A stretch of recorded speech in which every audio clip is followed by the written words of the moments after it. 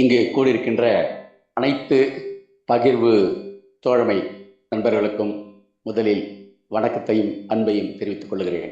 இது ஒரு மிக முக்கியமான ஒரு வாய்ப்பு. இங்கு இருக்கிற எல்லோரும் மிக சிறப்பாக இந்த கவிதை பற்றி எடுத்து சொல்லியிருக்கீங்க. கவிதை பற்றி சிறப்பான முறையில் அந்த கவிதை வாசிக்கப்பட வேண்டியது என்கிற கருத்தினை அனைவரும் ஒத்த குரலில் வெளிப்படுத்தியது உண்மையிலே ஒரு மகிழ்ச்சியை தருகிறது. இங்க இருக்கிற எல்லோரையும் எனக்கு ஓரளவுக்கு தெரியும். சிலரோடு குறிப்பாக அன்பிற்குரிய பேராசிரியர் ஆத்தூர் கலைக்கல்லூரி தமிழ்துறை தலைவர் அண்ணன் முருகேசன் ஐயா அவர்கள், அவர் எனக்கெல்லாம் ஒரு வழிகாட்டி. அவர் இருக்கிறாரு. ஆசிரியர் தனகோடி அவர்கள், அவர் ஏதோ ஒரு காரணத்தினால அதை பற்றி சொல்ல முடியல, கவிதை பற்றி சொல்ல முடியலன்னு நினைக்கிறேன். நண்பர் பழனிக்குமார், நண்பர் ராமன், உண்மையிலே அந்த பள்ளிக்கூட நினப்பு வருது. அந்த காலகட்டத்தில் நம்ம இருந்த நிலை அது வருது. நண்பர் பழனிக்குமார்லாம் பேசுகிற போது, அவருடைய குரலை கேட்கிற போது, அந்த புவியுயர்ந்தவள்ளி பள்ளிக்கூடத்தில், அரசு பள்ளிக்கூடம், ஒரு விளையாட்டு பிள்ளையாக மிக கவலைகள் எதுவும் இல்லாமல் மகிழ்ச்சியாக இருந்த அந்த காலம் நினைக்கு வருகிறது. முக்கியமாக மிகப்பெரிய பேராசிரியர் சகோதரி ராதாபாய் அம்மா அவர்கள், அவங்க இந்த கவிதை பற்றி பேசுகிறது எனக்கு மகிழ்ச்சியை கொடுக்குது. ஏன்னா அவங்க பார்வையற்றோர் குறித்த அந்த அறிவிப்புகள், சட்ட ஆணைகள் பற்றியெல்லாம் இந்த சட்ட வரலாறு பற்றியெல்லாம் அவங்க ஆய்வு செஞ்சுருக்கிறாங்க. அந்த நூல் ஆங்கிலத்தில் அந்த நூல் எனக்கு படிக்கிறதுக்கு வாய்ப்பு கிடைச்சிது. ஆனால் அந்த நூலை நான் ஒருத்தருக்கு பரிசாக கொடுத்துட்டேன். அந்த நூல் மறுபடியும் எனக்கு தேவைப்படும். அதை நான் உங்கள்கிட்ட கேட்டு வாங்கிக்கிறேன். இந்த பணியை மிக அப்புறம் நம்முடைய பாண்டியராஜன் சார் ரொம்ப அடிக்கடி பேசுறதுக்கு வாய்ப்பு இல்லை, இப்போ இல்லைனாங்களா. அவர்கிட்ட முன்பெல்லாம் பேசுறேன். முன்பெல்லாம் அந்த இந்தியன் வங்கியில் இங்கே அம்பத்தூரில் இருக்கும்போது, இப்போ கொஞ்சம் இடம் மாறிட்டாருன்னு நினைக்கிறேன். அப்போது என்னோட துணைவர் வரப்போக இருப்பாங்க. அங்கே பாண்டியராஜன் சாரை பார்த்து பேசிட்டு வருவாங்க, அந்த செய்தியெல்லாம் சொல்லுவாங்க. அது ரொம்ப மகிழ்ச்சியாக இருக்குது. அப்புறம் நம்முடைய அந்த நிகழ்ச்சியை சிறப்பாக நெறியாளுகை செய்து கொண்டிருக்கின்ற பேராசிரியர் மகேந்திரன் அவர்கள், அவருடைய அந்த பிளாக் ஸ்பாட்டு ப்ரைட் அண்ட் ஃபைட்டர்னு ஒரு பிளாக் ஸ்பாட் வச்சுருக்காரு. மிக அருமையான எழுச்சியோடு அவர் தொடர்ந்து எழுதிக்கிட்டு இருக்காரு, இயங்கிட்டு இருக்காரு. அவருடைய கவிதைகள்லாம் கொஞ்சம் ஆங்கிலத்தில் போடுறாரு. எனக்கு ஆங்கிலத்தில் படிக்கிறதுக்கு ரொம்ப சிரமமாக இருக்குது. ஏன்னா ஆங்கில மொழி எனக்கு அவ்வளோ தெரியாது, சுத்தமாக தெரியாது. அகராதி வச்சு படிப்பேன், ஆனால் ஒரு கவிதை படிக்கிறதுக்கு ஒரு வாரம் ஆகும். அந்த மாதிரி அவரும் தீவிரமாக இயங்குறாரு. அவரும் அந்த கவிதையெல்லாம் சிறப்பாக ரசித்து பேசுவது மகிழ்ச்சியை அளிக்கிறது. தொடர்ந்து எழுதுங்க, உங்களை படிக்கிறதுக்கு நான் எப்பவுமே ஆயத்தமாக இருக்கேன். இப்படி எல்லோருமே சேர்ந்து, குறிப்பாக ஆசிரியர் செல்வம் ஐயா அவர்கள், அவர் எல்லோரையும் ஊக்கப்படுத்துகிற ஒரு பேராளுமை என்றால் அது செல்வம் ஐயா. அவருடைய இந்த குரல் வழியே, விரல் வழியே காதல் வருங்கிற கவிதையெல்லாம் காட்சி விழித்திருப்புங்கள் அப்படிங்கிற நூலில் படித்தது. அதில் இருக்கு விழித்திருப்புங்கள் நூலை வச்சு தான் அந்த காட்சி அதிகாரம்ங்கிற ஒரு நூலை நான் எழுதினேன், அந்த கட்டுரை எழுதினேன். அதெல்லாம் நினைவு வருகிறது. அது இல்லாமல் செல்வமையை கூட தொடர்ந்து உரையாடுறதுக்கு அவ்வப்போது வாய்ப்பு கிடைக்குது.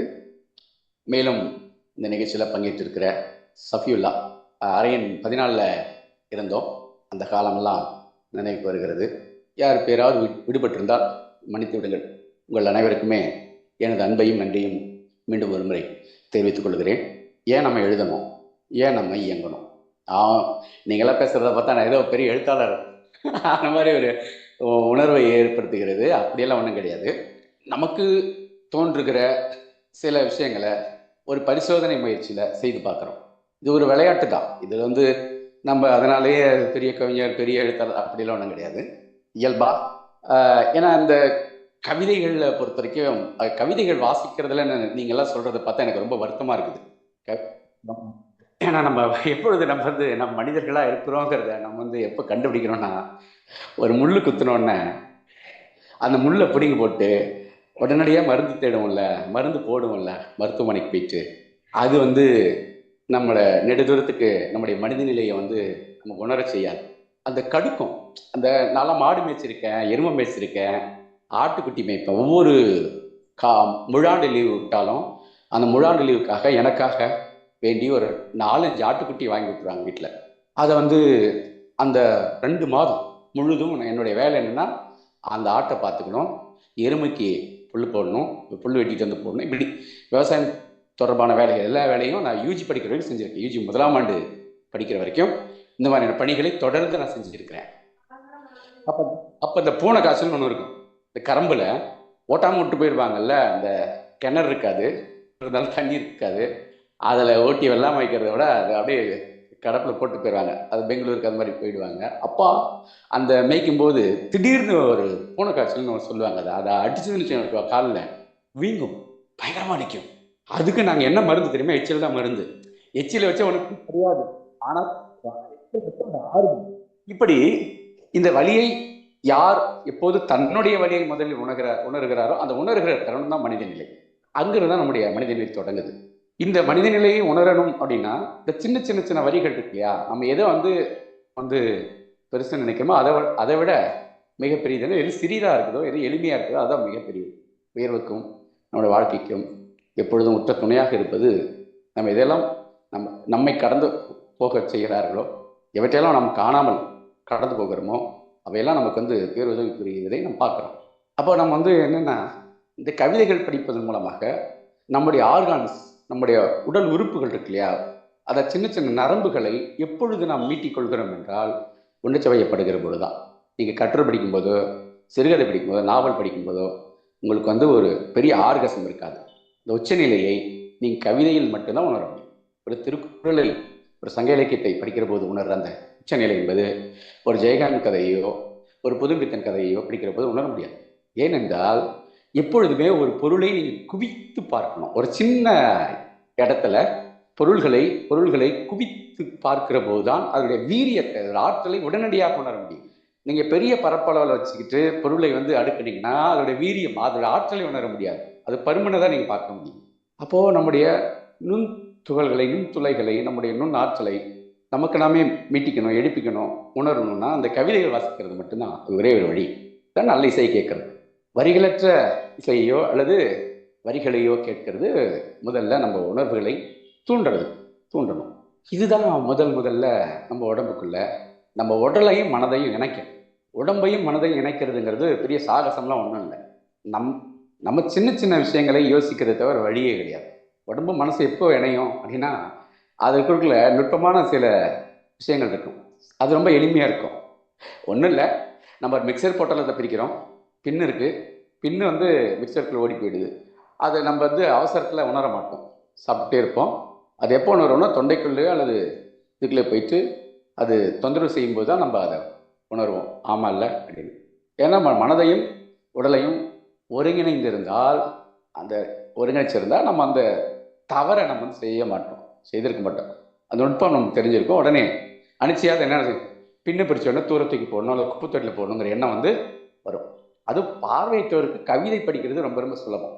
அதனால் நீங்கள் கவிதை படிக்கிறத வெறுக்கிறது அல்லது கவிதை படிக்கிறத இத்தனை நாள் கடைபிடிக்காமல் இருந்ததுங்கிறது எனக்கு ஆச்சரியமாக இருக்குது. உண்மையிலே நம்முடைய பல விதமான சிக்கல்களுக்கு அல்லது சிக்கல்களை கண்டுகொள்ளாமைக்கான காரணம் கவிதை வாசிக்காது தான். நம்மளுடைய நுட்பமான உணர்வுகளை நம்ம தீண்டி பார்க்கறது இல்லை. உங்கள் உடம்பை தொட்டு நீங்கள் ரசித்து பார்த்துருக்கீங்களா? உங்கள் கையை தொட்டு வேறொரு கையை தொட்டு ரசிக்கிறது வேற. அவரவர் கைகளை தொட்டு அவரவர் உடலை தொட்டு அவரவர் ரசிக்கணும். அப்படி இருக்கும்போது தான் நமக்கு இந்த மாற்றுத்திறனாளியம் அப்படிங்கிற உன்னை பற்றி ஒருவன் சொல்லுகிறான் என்றால், என்னை பற்றி ஒருவன் சொல்லுகிறான் என்றால், என்னை பற்றி எனக்கு தெரியாமலே எப்படி இன்னொருடன் நான் போராட முடியும்? என்னை பற்றி ஒருவன் தரகுறையாக பேசுகிறான் என்றால், என்னை பற்றி எனக்கு தெரியாமலே, என்னுடைய பலம் பலகீனம் என்னங்கிறது எனக்கு தெரியாமலே எப்படி நான் அவரோட மல்லு கட்ட முடியும்? அப்போ நம்ம என்ன செய்யணும்? ஒவ்வொருத்தரும் அவங்களுடைய சூழ்நிலையை பார்க்கணும். அப்போதான் ஒரு சிறப்பியம் பார்வையற்ற நிலையை உணரணும். பார்வையற்ற நிலைங்கிறது இப்போ எல்லோருமே கொஞ்சம் பொருளாதார வாய்ப்பெல்லாம் கிடைக்கிறதுனால நம்ம என்ன நினைக்கிறோம்னா, ஏதோ ஒரு டாக்ஸி அமர்த்திக்கிட்டு போயிடுறோம். நம்ம பார்வை உள்ளவர்களாக நம்மளை நினைத்துக் கொள்ளுகிறோம். நமக்கு எல்லாம் கிடைத்து விட்டதாக நாம் நினைத்துக் கொள்ளுகிறோம். ஒரு 5 வருஷம் சம்பளம் போடலைங்க வேலை செய்கிறவங்களுக்கெல்லாம், அல்லது திவாலாகி போச்சு ஒரு 5 வருஷத்துக்கு, திவாலாக தான் போகுது. இந்தியன் வங்கி இது ரிசர்வ் பேங்க்கில் திவாலாகி போச்சு, எல்லாருக்கும் ஒரு சாப்பாட்டுக்கு தான் பணம் இருக்குது அப்படின்னு ஒரு அறிவிப்பு வருதுன்னு வச்சுக்கிடுங்க. அப்போ தெரியும் பார்வையற்ற நிலை என்ன அப்படிங்கிறது தெரியும். இப்போ இந்த மாதிரியான விஷயங்களை நம்ம பார்க்கணும். இது கூர்மைப்படுத்த தான் நம்முடைய ஒற்றுமை என்பதும் ஒரு கருத்தியல், ஒரு பார்வையற்ற நிலை, அதோட மொழி, காட்சி மொழி, காட்சிக்கு எதிரான மொழி, இருள் மொழி அப்படின்னா என்ன அப்படிங்கிறது புரியும். பார்வையற்ற எழுத்துக்கென்று தனி மொழி இருக்கிறது. அதான் நான் சொல்றேன். ஒவ்வொரு தொழிலுக்கும் ஒவ்வொரு வகையான மொழி பயன்படுத்துறாங்களா இல்லையா? மாடு விற்கிறவங்களுக்கு, மாட்டு வியாபாரிக்கு தனி மொழி இருக்குது.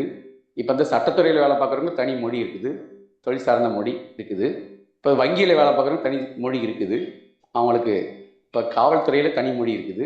இப்போ சட்டத்துறை கேஸ் எடுத்துக்காட்டால் கேஸ்னு ஒரு சொல் எடுத்துக்கோங்க. கேஸுங்கிற சொல் காவல்துறையில் ஒரு மாதிரியாகவும் சட்டத்துறையில் ஒரு மாதிரியாகவும் பயன்படுத்தப்படுது. இப்படி ஒவ்வொருத்தருக்கும் ஒரு பிரத்யேகமாக மொழி இருக்குது, தனித்துவமாக இருக்குது. நமக்கு வாழ்வியலே ஒரு வித்தியாசமான ஒரு வாழ்வியல் இருக்கும்போது அந்த வாழ்வியல் சார்ந்த மொழியை நாம் ஏன் உருவாக்கக்கூடாது? நாம் ஏன் அதை பயன்படுத்தக்கூடாது? அதை நோக்கி நம்ம போகணும். அப்பொழுதுதான் இன்றைக்கு பார்வையற்ற நிலை மாற்றுத்திறனாளியம் பற்றியெல்லாம் கருத்துக்கள் உரையாடலுக்கு பொது வெளிக்கு வந்திருக்கு. ஆனால் நாம் எதன் பிரதிநிதியாக அங்கே சென்று உரையாட போகிறோம்? 95 பாராட்டிருக்கிற சிறப்பு சட்டம் ஆகட்டும், அது திருத்தப்பட்ட இந்த 2016 சட்டம் ஆகட்டும், இவற்றில் நம்முடைய பங்களிப்பு என்ன? இவற்றை மேன்மை அடை செய்வதற்கு, நம்ம வாழ்க்கையை வலுவூட்டுவதற்கு எதெல்லாம் உதவக்கூடும்? நமக்கு சிறப்பான ஒரு மொழி இருக்கணும். அந்த மொழிக்குள்ள நமது வழி இருக்கணும். அந்த வழி தானே கோரிக்கையாக மாற முடியும். அதுதானே உரிமையை கோர முடியும். நமக்கு பொதுவாக கலை இலக்கிய செயல்பாட்டில் கட்டிடக்கலை இப்படி பூலோகத்தில் ஸ்டீஃபன் ஹாக்கின்ஸுடைய வரலாறுகள், நம்ம ஹெலன் கெல்லர் அவங்களுடையது, அதை பற்றியெல்லாம் நம்ம படிக்கும் போது நமக்கு வியப்பாக இருக்குது. நம்ம எவ்வளோ தூரத்துக்கு பின்தங்கி இருக்கிறோம் அப்படிங்கிறது. வசதியாக இல்லை, வசதி ரீதியாக நான் சொல்லலை, கருத்தியல் ரீதியாக. அப்போ நமக்கு இதை உங்களுக்கு நமக்கு இதை கொஞ்சம் தீவிரமான ஒரு பொருளாக எடுத்துக்கணும். இந்த செய்தியை நம்முடைய ஒவ்வொருத்தரும் தனி கவனத்துக்கு உட்படுத்தி நாம் தனி மொழி நமக்குன்னு ஒன்று இருக்குது. நம்ம இயல்பை பயன்படுத்திட்டு இருக்கோம். சொசைடு, வழி அப்படிலாம் சொல்லுவோம். இதெல்லாம் நம்முடைய மொழி தான். ஆனால் இந்த மொழியை ஒரு கோட்பாடாக மாற்றணும், நம்முடைய நோக்கத்துக்கான கோட்பாடாக மாற்றணும். அப்பொழுதுதான் இதை நம்ம இந்த வாய்ப்பாட்டை வச்சுக்கிட்டு, இந்த ஃபார்முலா வச்சுக்கிட்டு நமக்கு இலக்கியங்கள் படைக்க முடியும். அப்பொழுதுதான் அது கோரிக்கையாக வெளியில் போக முடியும். இன்னைக்கு நம்ம இந்த விஷயங்களை தவற விட்டுட்டோம்னா, அதாவது இன்னைக்கு ஏஐலாம் போச்சு. இப்போ மனிதர்கள் போராட சேப்பியன்ஸ் நீங்கள் படிச்சிருப்பீங்கன்னு நினைக்கிறேன். ஹோமோடியஸ், இந்த 21ஆம் நூற்றாண்டு 21 பாடங்கள், அந்த இதெல்லாம் பெரிய சவாலாக மனிதர்கள் இது வரைக்கும் இயற்கையோடு போராடி இருக்காங்க, விலங்கோடு போராடி இருக்காங்க, பணத்தோடு போராடி இருக்காங்க. இப்போ இனிமே அந்த ஏஐயோட செயற்கை அந்த தொழில்நுட்பம் இருக்கு இல்லையா, அது நுண்ணறிவோடு தான் போராட வேண்டியிருக்குன்னு சொல்லி, அது ஒரு பெரிய சவாலாக இருக்குன்னு சொல்லி சொல்கிறாங்க. உண்மையிலே அதுதான்.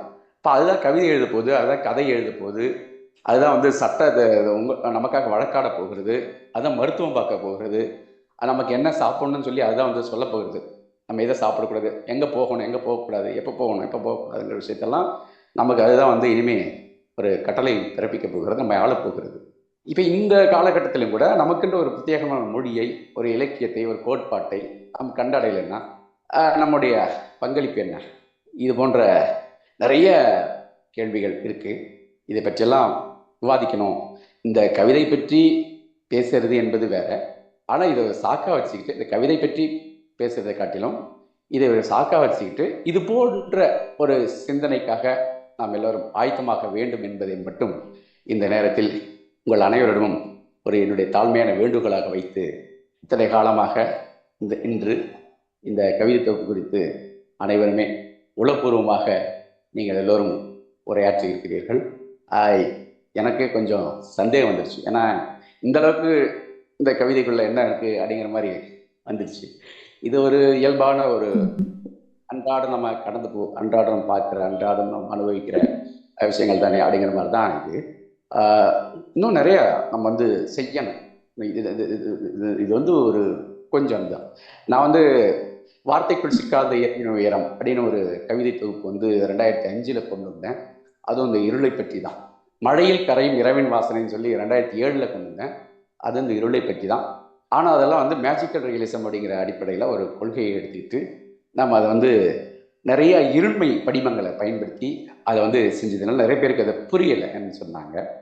சரி, அது வந்து ஏன்னா இளமை, நம்முடைய இளமை காலம் என்பது மகத்தான புரட்சி எதுவோ, மகத்தான செயல் எது நினைக்கிறோம், எது தீவிரமாகவும் ஆழமாக இருக்கிறதோ அதான் மகத்தானதை நம்பும் அந்த இளமை காலங்கிறது. அப்படி ஒன்று சாகசம் அந்த கவிதை தொகுப்பில் இருக்கும். அது புரிதல் என்பது அது இல்லாமல் இந்த கவிதை புரிதலை பற்றி வந்து எனக்கு அதில் உடன்பாடு இல்லை. கவிதை புரியுது புரியலைங்கிறத பற்றி எனக்கு உடன்பாடு இல்லை. ஏன்னா நம்ம ஏன் அப்படி புரியுதுன்னு நம்ம சொல்கிறோம்னா, நமக்கு வந்து நம்ம செய்யுள் மரபை அடிப்படையாக கொண்டவர்கள். நமக்கு வந்து அதாவது சங்கேத வார்த்தைகள், சங்கேத மறை பொருள், மறை சொற்களை அதிகமாக பயன்படுத்தி குறிப்பாக நம்ம சங்க இலக்கியம்னா அது உரை, பொழிப்புரை, கருத்துரை, விளக்குரை எல்லாம் இருக்குது. இப்போ உரையாசிரியர் பக்தி இலக்கியம்னா அப்படி இருக்குது, சிற்றிலக்கியம்னா அப்படி இருக்குது. அப்படியே நம்ம படித்து பழக்கமாயிட்டதுனால நமக்கு வந்து நவீன இலக்கியத்தை வந்து எதிர்கொள்ளும் போது நிறைய சிரமங்கள் இருக்குது. அப்போ அதில் ஒரு சிரமம் என்னென்னா, அந்த கவிதை வந்து புரியாமைங்கிற ஒரு குற்றச்சாட்டு. கவிதை வந்து அனுபவிக்கிறதுக்காக தான் அது. ஏன்னா அதில் இசையை முதல்ல கழட்டி விடும், யாப்பை கழட்டி விட்டு இசையை கழட்டி விடுது. அப்படி இசையும் யாப்பையும் கழட்டி விடும் போதே நமக்கு வந்து ஜல்லாயிடும். அது வந்து சிந்தனையை வந்து எடுத்துக்குது, கருத்தியல் எடுத்துக்குது நவீன இலக்கியம். அது கவிதை வந்து ரொம்ப நுட்பமாக சிந்தனை கருத்தை எடுத்துக்குது, அது அனுபவிக்கிறதுக்கான ஒரு விஷயமாக மாறுது. அது வந்து அப்படி மாறும்போது அந்த மாதிரியான ஒரு பயிற்சி இன்னும் நம்ம கல்வி புலத்தில் வழங்கப்படலை. அதனால தான் நம்ம வந்து புரியாமைங்கிற ஒரு விஷயம் நமக்கு வந்து வந்துக்கிட்டே இருக்குது. அதை அனுபவிக்கிறதுக்குரியது அது அப்படிங்கிற ஒரு சின்ன விஷயத்தை மட்டும் சொல்லி, கவிதை வாசிக்க தான் அது வந்து அனுபவத்தை தரும். அந்த அனுபவம் வர வரதான் புரிதல் உருவாகும். புரிதல் என்றால் அது வாழ்க்கை பற்றிய புரிதல், அது சொற்களை பற்றிய புரிதல் இல்லை, வாழ்க்கை பற்றிய புரிதலாக அது மாறும். அது அனுபவமாக முதல்ல தொடங்கும், அது பிறகு வாழ்க்கை பற்றிய புரிதலாக மாறும். சிந்தனை தான் கவிதை, சிந்திப்பதற்கானது. இது வந்து செவி நுகர் கனி அல்ல. இது வந்து ஒரு ஓவியத்துக்கு மேலானது. இந்த கவிதை செய்கிற வேலைங்கிறது ஓவியத்துக்கு மேலானது. ஒரு மூளையால் சிந்திக்க வேண்டும் என்று பிக்காசோ வந்து தன்னுடைய ஓவியத்தை பற்றி சொல்லும்போது சொல்லுவார். அப்போது இந்த மூளையால் சிந்திக்கிறது தான் நவீன இலக்கியத்துடைய மிக முக்கியமான மையப்பொருள். அதில் கவிதைக்கு கூடுதலான சிறப்பு அது. எனவே இந்த கவிதை என்பது அனுபவித்தலுக்குரியது. அது வாசிக்க தான் அனுபவம் வரும், கூடும். அது இல்லாமல் நமக்கு கொஞ்சம் அதை பற்றிய பயிற்சி, கவிதை பற்றிய பயிற்சி என்பது வாழ்வியல் பற்றிய பயிற்சி, வாழ்க்கை பற்றிய பயிற்சி கொஞ்சம் இருந்ததுன்னா இன்னும் சிறப்பாக வந்து மனசுக்குள்ள உட்காந்துக்கும். என்பதெல்லாம் ஏதோ எனக்கு தெரிந்த அளவில் சில விஷயங்களை நான் சொல்லியிருக்கிறேன். நம்ம வந்து இந்த பார்வையற்றோருக்குன்ற ஒரு மொழியை முதல்ல உருவாக்கணும். அது வந்து பார்வையற்றோர் மொழி, பார்வையற்றியம் அப்படிங்கிறதெல்லாம் நம்ம வந்து சொல்லிக்க தயங்கக்கூடாது. அது அப்புறம் தான் அது கோட்பாடாக மாறும், அப்புறம் தான் அது கோரிக்கையாக மாறும். இந்த எல்லாம் இங்கே நினைவுபடுத்தி கொண்டு இந்த அரியதொரு வாய்ப்பினை எனக்கு வழங்கிய பகிர்வு தோழமை குழுவினர் அனைவருக்குமே நன்றி கூறி அமைகிறேன். நன்றி, வணக்கம். தன்னுடைய ஏற்புரையை ஒரு சிறப்பான விதத்தில் தந்திருக்கிறார். அந்த ஏற்புரையில் சொல்லப்பட்டவற்றை நாம் பின்பற்றியாக வேண்டும். கவிதை குறித்தான ஒரு தெளிவை தந்திருக்கிறார் என்றுதான் எனக்கு இங்கே பதிய வைக்க தோன்றுகிறது. கவிதை நாம் விலகி செல்வதற்கு உரியதல்ல, நாம் ஆற தழுவிக்கொள்ள வேண்டிய ஒன்று. நம்மை, நம் வாழ்வை தன்னகத்தை அடக்கி வைத்திருக்கக்கூடிய ஒன்றுதான் கவிதை. அதை விட்டு விலகுதல் என்பது நம் வாழ்க்கையே நம்மால் புரிந்து கொள்ள முடியாமல் போகிற ஒரு ஆபத்தை கொண்டதாக கவிதையை மாற்றுவது. நம்மளுடைய சொற்கள், language of the disable, language of the blind அப்படின்னு ஒரு கான்செப்ட் இருக்கு. அப்படிங்கிறத மிக அழுத்தமாக சொல்லியிருக்கிறாரு. ஒரு கட்டத்தில் பெண்கள் இயக்கம் first wave, second wave, third wave எல்லாம் உருவானப்ப பெண்கள் அவர்களுக்கான மொழி அப்படின்னு ஒன்று ரொம்ப அழுத்தமாக பேசுறது. அது வந்து அதன் மூலமாகத்தான் ஆண்களால் உருவாக்கப்பட்ட அந்த மொழி கட்டமைப்பிலிருந்து உடைத்து வெளியில் வந்து தங்களுக்கான ஒரு மொழியை அடையாளப்படுத்த வேண்டும் என்று அந்த முழக்கம், ஒரு கோட்பாடு அதிர்ந்து எழுந்தது.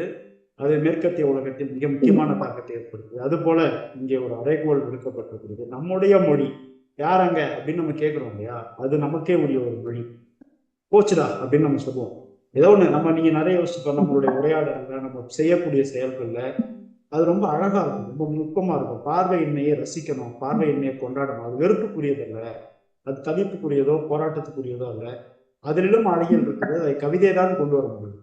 அதை வந்து ஒரு நான் பிளைண்டா பிறந்துட்டேன், ஐயோ பாவம்னு நம்ம நினைக்கிறதோ, யாரோ ஒருத்தர் இந்த கண்ணு தெரியாத வச்சுட்டு என்ன பண்ண போறேன்னு சொல்லும்போது அவங்களோட நமக்கே தெரியாம பங்கேற்பதோ அல்லாமல் இதுவரை நாம் எப்படி நடத்தப்பட்டோம், இன்று எப்படி நடத்தப்பட்டு கொண்டிருக்கிறோம் என்பதை எல்லாம் அனுமானிப்பதற்கு முதலில் நாம் அக்செப்டன்ஸ் அது போனோம் அப்படிங்கிற செய்தியெல்லாம் மிக சிறப்பாக தன்னுடைய உரையில் சுட்டி காட்டினார்.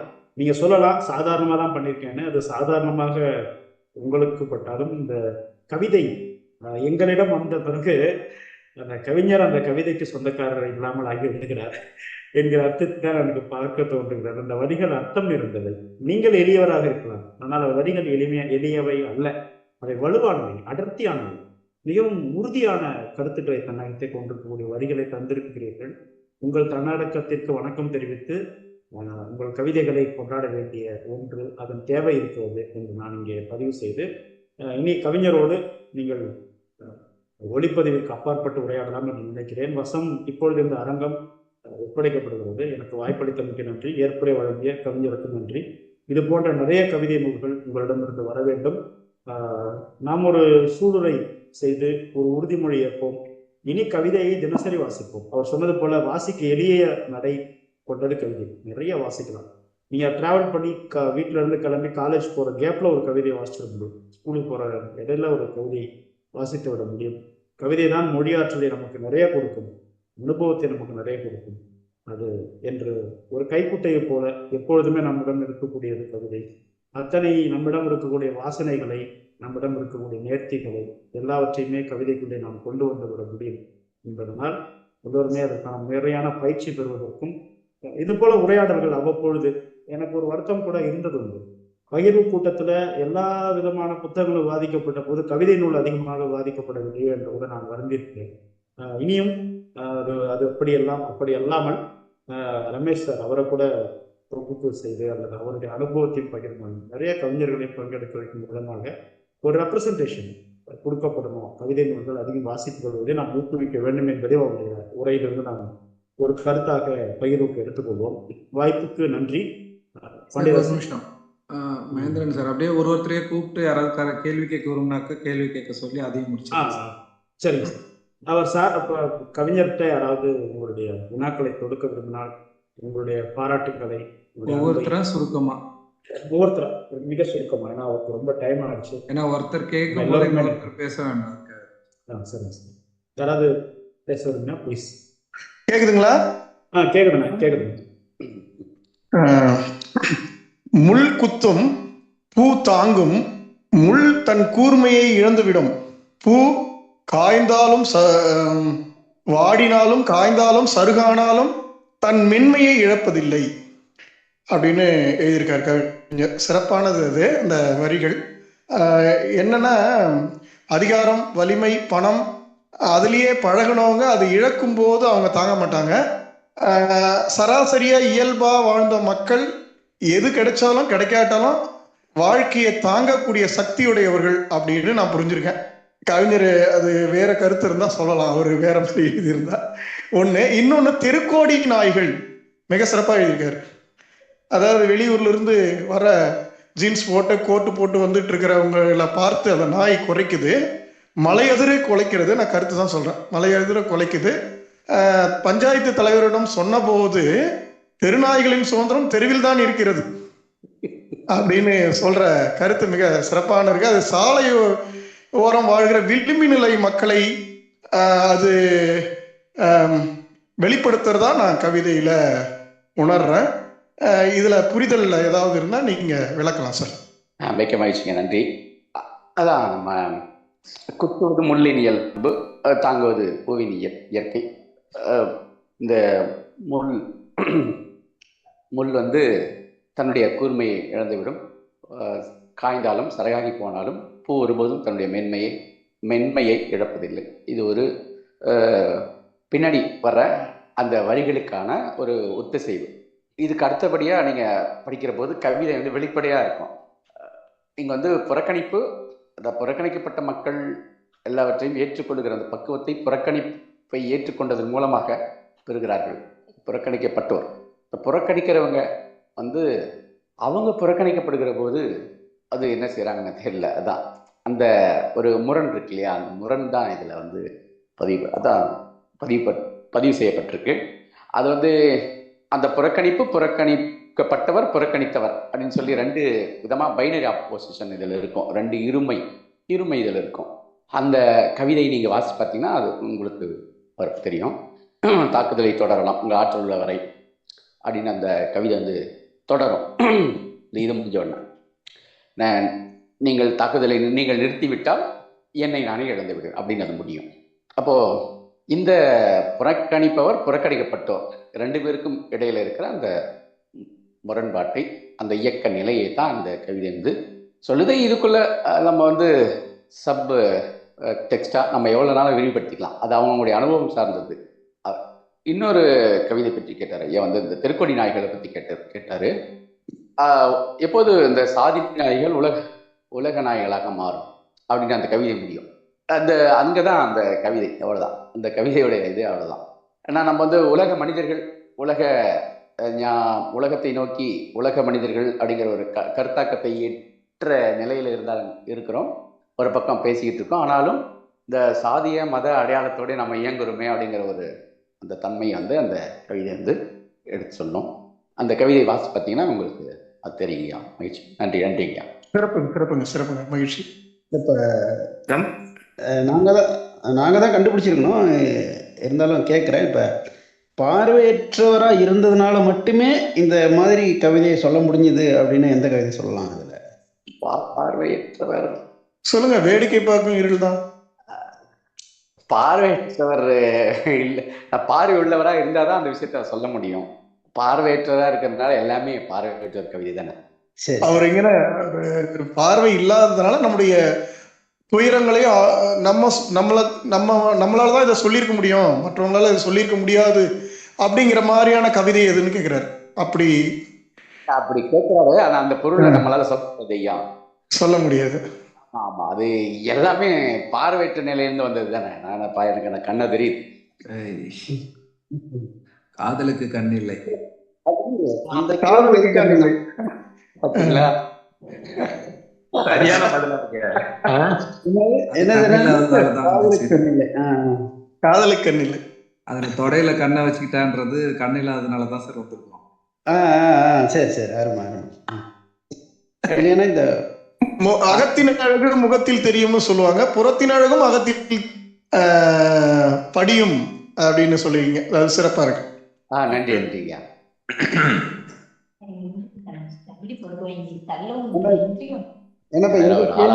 இந்த கேள்விக்கான பதில இருந்ததுதான் நமக்கான மொழிய கட்டமைக்க முடியும். வணக்கம் ஐயா. வணக்கங்கய்யா. நான் சஃபியுல்லா பேசுகிறேன். வணக்கம். நலமா இருக்கீங்களா? நலம் ஐயா. 22 நூல்களை எழுதி வெளியிட்டிருக்கிறீங்க. இன்னைக்கு தேதியும் 22. அதுக்கு பொருத்தமான ஒரு நாளாக அமைஞ்சிருக்குது. இந்த நாளில் வந்து நீங்கள் வேடிக்கை பார்க்கும் இருள் இந்த நூல் அப்படின்றது நம்ம சமுதாயம் சார்ந்த ஒரு கருத்து நிறைஞ்ச ஒரு நூலாக இருக்கும் அப்படின்னு நான் நினைக்கிறேன். ஏன்னா இந்த கனவுகள் வந்து சிறகுகள் தகர்க்கும் அப்படின்னு சொல்லியிருக்கிறது பார்த்தீங்கன்னா, ஒரு விமானம் ஒரு இடையூறாக, ஒரு சிறு விமானம் வந்தாலும், சிறு ஒரு பறவை வந்து இடையூறாக இருந்தாலும் கூட அது மிகப்பெரிய ஒரு அந்த விமானம் ஓடுதல் அந்த ஓடுவதற்கு தடையாக இருக்கும் அப்படின்றதுக்கு எடுத்துக்காட்டாக சொல்லுவாங்க இல்லையா. அந்த மாதிரி அந்த கவிதை தொகுப்பு அமைஞ்சிருக்கும் அப்படின்னு நான் நினைக்கிறேன். முழுமையாக நான் படிக்கலை, இருந்தாலும் கூட ஒரு நல்ல ஒரு படைப்பு எழுதியிருக்கிறீங்க. உங்களுக்கு மனமார்ந்த வாழ்த்துக்கள். மிக்க நன்றிங்க. இந்த பார்வையற்ற மொழின்னு சொல்லுற போது நீங்க சிறப்பாக சொல்லியிருக்கீங்க. அதாவது என்னன்னா, ஓசை குறித்து, வாசம் குறித்து, இது தொடர்பான சொற்களை நம்ம அதிகமா புழக்கத்துக்கு கொண்டு வரணும். ஆமாங்க. அதை கருத்தா மாத்தணும். அது ஒரு கருத்தா மாத்தணும். சிறப்பா சொன்னீங்க. பழனிக்குமார் சார். ரமேஷ் ஐயா சொல்லுங்க. அந்த கவிதைகள்ல நீங்க கவிஞர்களை வந்து கையாண்டிருக்கீங்க.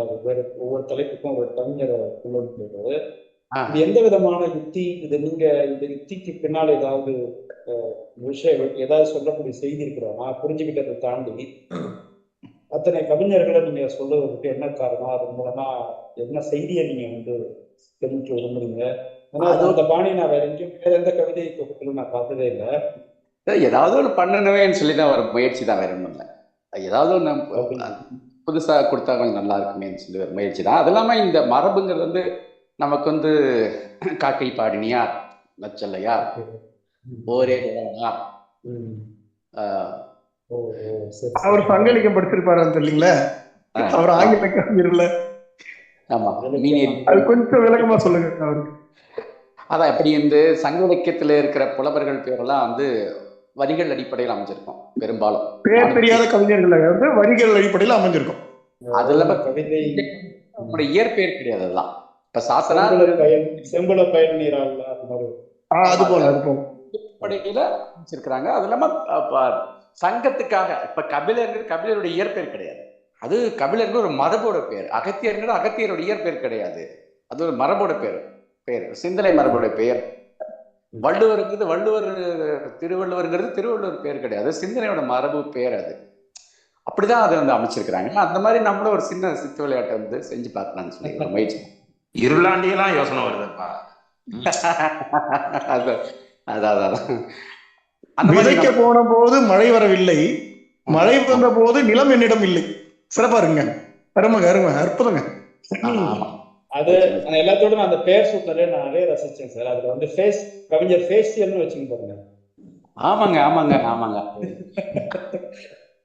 அதனால அது ரொம்ப வியந்து போல எப்படி இருக்கு. ஆனா எனக்கு அதை தாண்டி நீங்க வேற என்ன பேர் வச்சிருந்தாலும் அது பொருத்தமா இருந்திருக்குமான்னு தெரியல. ஃபேசியல் பண்ற இடம் எவ்வளவு செயற்கைத்தனமா இருக்கு. அதனால எவ்வளவு பேர் வந்து அதுக்கு பின்னாடி ஓடுறாங்க. எத்தனை அரசியல் அதுக்குள்ள இருக்கு. மிக பொருத்தமான ஒரு கவிஞர் அது ஃபேசியல் அப்படின்னு சொல்றது. காலத்தின் சின்னம் மயில் அந்த கவிதையோட ரொம்ப நல்லா இருக்குங்க. சிறப்பா இருக்கு. மகிழ்ச்சி. அது வந்து ரொம்ப நல்ல கவிதை தான். ஆனா வெளியில அடிக்கடி சொல்ல முடியாது. சொல்ல முடியாது. அரசியல் அங்கதமா இருக்கிறதுனால அடிக்கடி எழுத்துப்பூர்வமா சொல்லிட்டீங்களே. நாங்கெல்லாம் பிளஸ் 2 படிக்கும்போது பாடங்களை படிச்சுக்கிட்டு இருந்தா ஒரு கவிதையை எழுதிக்கிட்டு இருப்பாப்ல. பரவாயில்ல, மிகச்சிறந்த கவிஞர் ஆயிட்ட. வாழ்த்துக்கள். நன்றி நன்றி. நான் கவிஞர். எதுக்கு இத்தனை ஆண்டுகள் சார் ஒரு கவிதை நூலுக்காக இத்தனை ஆண்டுகள் எடுத்தது? ஏன் உங்களுக்கு வந்து கவிதை எழுதுறதுல ஆர்வம் குறைஞ்சது ஒரு காரணமா? இல்ல எக்ஸ்பெரிமெண்டேஷன்ல நிறைய நாட்கள் தேவைப்பட்டுச்சா? இந்த கட்டுரை மேல ஈடுபாடு அதிகமாச்சா? எதனால இந்த கால இடைவேளை? அதாவது எனக்கு ஒரு கட்டத்துல வந்து கவிதை புனைவு இலக்கியத்தில் ஈடுபடணும்னா கொஞ்சம் அனுபவம் வேணுங்கிற ஒரு உண்மை வந்து புரிஞ்சு. ஏன்னா அந்த சின்ன வயசுல கவிதை எழுதுறது வந்து கொஞ்சம் கவிதையோ சிறுகதையோ நாவலோ எழுதுறது வந்து அவ்வளவு பொருத்தமா இல்லைன்னு தோணுது. அந்த அனுபவம் இருக்கிறது தான் அது வந்து மிக சிறப்பா வந்து அமையும் அப்படின்னு சொல்லி எனக்கு பட்டது. ஒரு இளமை சேட்டைகள் அது வேற. அது அந்த அடுத்த கவிதைகள் காதல் கவிதை எழுதலாம். காதல் கவிதை எழுதலாம். அப்ப காதல் கவிதை கூட வந்து இளமை சேட்டையில வந்து ரொம்ப அற்புதமா எழுத முடியாது. அது பாரதியாருடைய சிறந்த கவிதைகள்லாம் பாண்டிச்சேரி போன பிறகுதான். சின்ன வயசு கவிதைகள்லாம் கிடையாது. பாவேந்தருக்கும் அதே மாதிரிதான். அது வந்து ஒரு அனுபவங்கள் இருக்கிற போதுதான் அந்த புனைவு இலக்கிய செயல்பாட்டில் ஈடுபடும் போது சிறப்பாக வரும். அனுபவங்கள் குறைவா இருக்கிறப்போ வராது அப்படிங்கிற ஒரு விஷயம் வந்து எனக்கு தோணுச்சு. அதனால அது கொஞ்சம் காலம் எடுத்து இன்னும் கூட நாவல்லாம் எழுதுறதுக்கெல்லாம் நான் திட்டம் வச்சிருக்கிறேன். ஆனா அது 50 வயசுக்கு அப்புறமா தான் அது செய்யணும். அது வரைக்கும் நம்ம வந்து புற்றுநோய் செய்யணும். அதுல ஒரு விஷயம் இருக்குல்ல, அந்த கட்டுரைகள் அதற்கான செயல்பாடு வாசிப்பு அப்படிங்கிறத கூட இந்த புனைவு இலக்கியத்துக்கு மிகப்பெரிய அளவுல பங்களிக்கணும். அதுக்கான தரவுகள் சேகரிக்கிறது, அதுக்காக உழைக்கிறது, அந்த மொழி நடை கூட நீங்க சொல்ற மாதிரி 50 ஆண்டுக்கு பிறகு எடுத்துக்கிடுவோம். புனைவு இலக்கியத்துக்கு மிகப்பெரிய அளவுல பங்களிக்கணும். அனுபவமும் இப்ப நீங்க எழுதுற அந்த மொழி நடையும் கை கோர்த்து. ஆமா ஆமா ஆமா. நிறைய நம்ம நிறைய புதுப்பிக்கணும் அப்படின்னா நம்ம நிறைய அனுபவங்கள் இருக்கும்போது தான் நம்மளால அது சிறப்பா செய்ய முடியும். அதனால நம்ம எல்லாத்துக்கும் காத்திருக்க வேண்டியிருக்கு. அனுபவம் செழுமையடைய தான் முதிர்ந்த வார்த்தைகளும் ரொம்ப பக்குவமான பதமான வார்த்தைகள்லாம் வந்து சேரும் அப்படிங்கிறார். கழிப்பு இலக்கியம்லாம் வந்து தோன்றுச்சு. அவங்கள இளமை காலத்தில் எழுதினாங்க. ஆனா இளமை காலத்தில் எழுதினது 30 ஆண்டுகளுக்கு மேல ஆயிடுச்சு. ஆனா அதுல வந்து ஒண்ணு கூட வந்து மாற்றத்திற்கான விஷயங்கள் அதில் கிடையாது. அது வந்து என்னன்னா ஒரு புலம்பலாவோ ஒரு இதுவாக தான் இருக்கு. ஒரு கம்பீரமான ஒரு முழக்கமாக தான் இருக்குது. அதே அந்த தொடர் செயல்பாட்டை, ஏன்னா அவங்கெல்லாம் வந்து திருப்பி அவங்களால வந்து அந்த வேகத்துக்கு வந்து தொடர முடியல. அப்படின்னா அவங்க அதே முழுசா நம்பிட்டாங்க. அந்த இது இதுதான் இப்படிதான் எழுதணுங்கிறத ஒரு வாய்ப்பாட்டை வந்து அந்த இளமை கால எழுத்து அந்த காலகட்டத்தை சார்ந்த ஒரு விஷயமாக எடுத்துக்கிட்டனால தொடர்ந்து அவங்களால வந்து ஏற்படுற மாற்றங்களுக்கு ஏற்ப அதை அந்த மொழிநடையை மாற்றி அந்த அனுபவத்தை கொடுக்க முடியல. இப்போ அதனால தான் அது தேங்கி நிற்கிது. கோட்பாடு சார்ந்த விஷயங்கள் இப்போ விவாதிக்கப்படுறதே இல்லை எங்கேயுமே. எல்லாமே வந்து கூச்சல் குழப்பங்கள், அது ஒரு முழக்கம், இவ்வளோதான் இருக்குது. கூச்சல் குழப்பம் முழக்கம் இவ்வளோதான். அதனால தான் என்ன பண்ண முடியலன்னா நம்ம ஒரு இலக்கியத்தை இலக்கியவாதிகளை நம்ம வந்து பெருசாக கொண்டாட முடியல பாருங்க. ஒரு சினிமாக்காரர் ஆட்சி கொண்டாடுற அதிகாரம் இந்த மாதிரி ஆட்சி இலக்கிய அதிகாரம். ஆமாங்க. அப்போ சினிமாக்காரர் கொண்டாடுற மாதிரி இலக்கியவாதிகளை கொண்டாட முடியல தானே. அதான் முன்னில வந்து இலக்கியத்தில் இருந்தால் எல்லாமே இலக்கியம் தான் எந்த கோட்பாட்டையும் தொடங்கி வைக்கும், எந்த வித மாற்றத்தையும் இலக்கியம் தான் தொடங்கி வைக்கும். இப்போ வந்து இப்போ சினிமா வந்து தொடங்கி வைக்குது. ஸோ தலித் சினிமா, மாற்றுத்திறனாளிகள் சினிமா படங்கள் தயாரிக்கிறது இப்போலாம் வந்துடுது. இப்போ இந்த மாதிரி வந்ததுனால ஓடிடிலாம் போனீங்கன்னா அந்த அந்தாலஜிஸ் எல்லாம் வருது. அதெல்லாம் அந்த மாற்றுத்திறனாளிகள் ஆந்தாலஜிஸ் இருக்குது. இப்போ இப்படியெல்லாம் வந்து வர்றதுனால காட்சி ஊடகம் வந்து வர்றதுனால இப்போ இந்த நுட்பங்களை வந்து கொண்டு வந்து அதை அனுபவமாக மாற்றி அதை தொடர்ந்து அந்த இலக்கியமாக முன்வைக்கலாம். இலக்கியமாக முன்வைக்கும் போது தான் அது வந்து சமூக மாற்றத்துக்கான ஒரு விஷயமா மாறும். சினிமாவில் சொல்கிறதெல்லாம் மாறாது. அது சமூக மாற்றத்துக்கான கோரிக்கையாக மாறாது. அது வந்து அவ்வப்போது பார்க்குற ஒரு விஷயமா தான் இருக்குமே தவிர அது சினிமாவை பார்த்து யார் வந்து எந்த புரட்சி செஞ்சாங்க? கவிதைகளை படிச்சுட்டு தான், கவிதைகளை கொண்டு தான், சிறுகதை நாவல்களை கொண்டு தான் புரட்சி செஞ்சாங்க. எல்லா புரட்சிக்கும் அடிப்படை இந்த புனைவு இலக்கியம் தானே. உலகத்தில் நீங்கள் எந்த புரட்சி எடுத்துக்கிட்டாலும் சரி, தொழிலாளர் புரட்சி எடுத்துக்கிட்டாலும் சரி, எந்த புரட்சியை நம்ம வந்து எடுத்துக்கிட்டாலும் அங்கிள் டாம்ஸ் கேப்ரிங் மாதிரியான இலக்கியங்கள். ஆமாம், இந்த மாதிரி சோவியத் யூனியன் புரட்சி எடுத்துக்கிட்டாலும் சரி, இப்படி எல்லாத்துக்குமே வந்து இந்த மாதிரியான புனைவு இலக்கியம் தான். அப்போ இந்த நாடகங்கள் தான் இருந்தது. ஆனால் காட்சி ஊடகம் நாடகம் அப்புறம் இருந்தது. ஆனால் நாடகத்தை காட்டிலும் இந்த புனைவு இலக்கியம் தான் இந்த புரட்சிகளை மாற்றத்தை உண்டாக்கியது. வேறு யாராவது கேள்விகள் கேட்க தெரிஞ்சுக்கணும், கருத்துக்கள் வேற யாரும் இல்லையா? சரி, கண்டிப்பா சார் முடிச்சுக்கலாங்கய்யா.